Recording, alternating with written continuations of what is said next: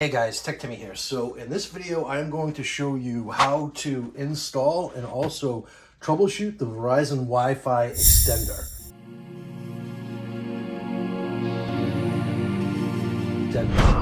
So a little bit of a backstory here. I created a short video on my channel a while ago based on Verizon's instructions that ship with this guy that were in the box with it.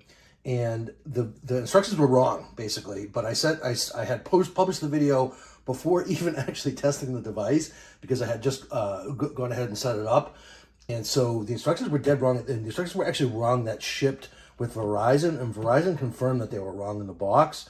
And then the other thing is I noticed that there's a bunch of videos out on YouTube that actually also give the same Verizon advice, which is technically just doesn't work. It's wrong, which it basically says you can set this thing up just using your Wi-Fi connection, which you cannot. So the Wi-Fi extenders, at least all current ones up until 2024 and through 2024, it's now mid-2024, need to be on have a hardwired coax connection. And this one does now, which I will show you in a second. And what I'll also do is, so mine is now up and running. I didn't want to unplug it and unplug it in just for the sake of making the video. That would be kind of silly, but I will give you the exact right steps that you need to do. So the first thing you want to do is you want to get this thing positioned near a coax outlet if you can. And if you have to call Verizon and have them come back to install the outlet for you, you can do that. They actually had to sneak a cable from where it runs in the other room into this room in order to get the coax connector in here. But so yeah, so let me just turn this around. And then so as you can see, so this has a coax connection. It will not, at least the current models, in fact, what I'll try and do is I will get the model numbers and so forth of at least the ones where I know this procedure will work, and I'll include that information in the description. So first thing you want to do, you want to get this positioned near a coax outlet, which you're going to need, and or get a coax cable to run in from the next room, whatever you need to do in order to get this thing connected to coax.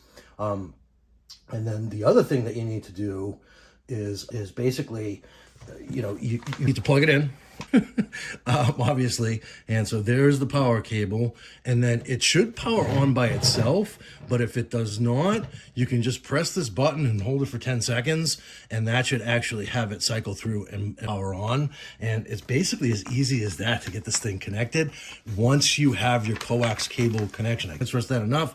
I tried to no avail to get this thing to work, which is Wi-Fi, which you think would be a nice benefit, but the signal's not going to be strong enough. And by having it connected to coax, that's going to give you the best possible signal.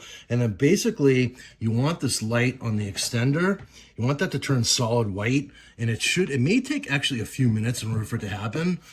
Yeah, so that needs to be a solid white, and then that means you're good to go. And just in terms of a few troubleshooting tips, if the light doesn't turn solid white, basically just make sure all your connections are right. So you want to make sure, obviously, the power cord is connected, your coax cable connection is nice and tight in the back there, and that your connection at the wall is also tight. So that's some stuff you can do. You can also try doing a restart. I believe it's you hold the button down for 10 seconds in order to do the restart. So that's another thing you can do. And then there could potentially be some firmware updates on the Verizon support site. The process for updating that firmware is a little bit painful. You need to log into a web browser and go basically log into the router and do it that way. I would just, if you think your firmware is out of date, I would just recommend calling Verizon and having them guide you through.